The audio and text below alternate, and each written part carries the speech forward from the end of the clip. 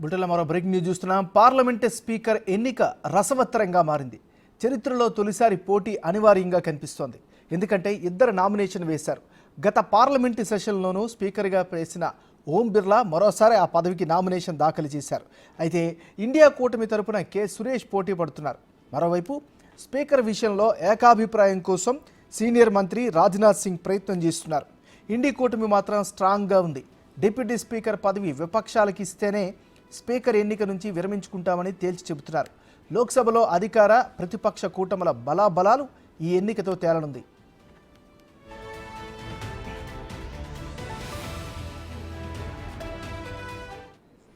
On social media has invoked emergency and it said that it is a... That the Congress person already replied it.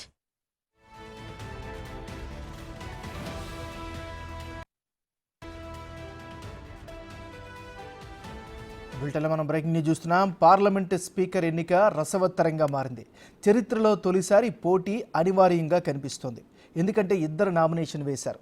గత parliament సెషన్లోనూ స్పీకర్గా చేసిన ఓం బిర్లా మరోసారి ఆ పదవికి nomination దాఖలు చేశారు.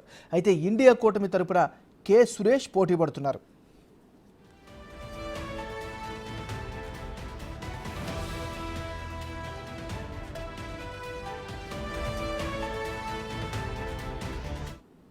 ఇదే అంశానికి సంబంధించి మరింత తాజా సమాచారం అందించేందుకు మా రిపోర్టర్ శివ ఢిల్లీలో లైవ్లో సిద్ధంగా ఉన్నారు.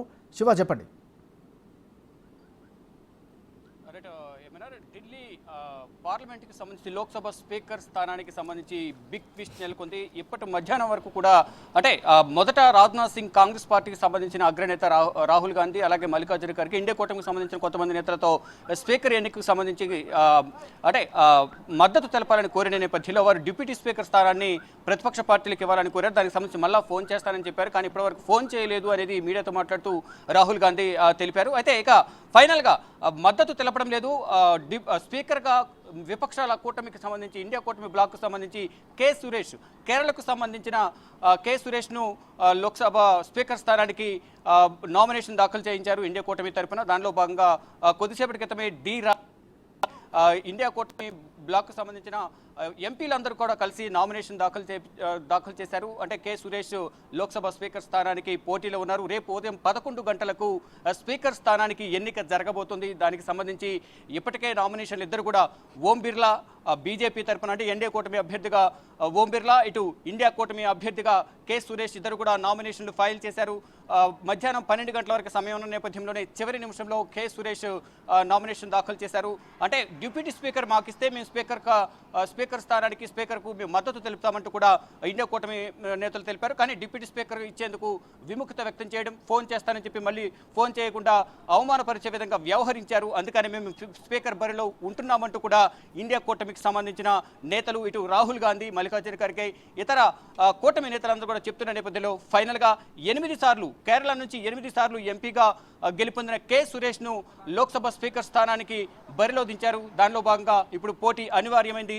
రేపు 11 గంటలకు లోక్సభ స్పీకర్ స్థానానికి ఎన్నిక జరగబోతుంది. అంటే ఇక్కడ మెజార్టీ పరం చూసుకుంటే కనుక ఎన్డీఏ కూటమికి 293 స్థానాలు, ఇటు ఇండియా కూటమికి 234 స్థానాలు ఉన్నాయి. కానీ ఇక్కడ ఎన్నిక జరిగి అందరూ కూడా ఏకపక్షంగా నిర్ణయం తీసుకుంటే ఎన్డీఏ కూటమి అభ్యర్థి ఓం బిర్లాని విజయం సాధించే అవకాశం ఉంటుంది. ఒకవేళ క్రాస్ ఓటింగ్ జరిగితే మాత్రం అక్కడ కొంచెం చేంజెస్ జరిగే అవకాశం కనిపిస్తుంది. కానీ ఇప్పటికే విప్ జారీ చేసినట్టు తెలుస్తుంది. అందరూ కూడా రేపు అటెండ్ అయ్యి ఎంపీలందరూ ఏదైతే ఎన్డీఏ కూటమికి సంబంధించిన ఎంపీలు ఎవరైతే ఉన్నారో వారందరూ కూడా అటెండ్ అయ్యి ఈ స్పీకర్ ఎన్నికలో పాల్గొనాలి, ఓం బిర్లాకు ఓటు వేయాలనేది ఇప్పటికే ఎన్డీఏ కూటమి నేతలకు దిశానిర్దేశం చేశారు.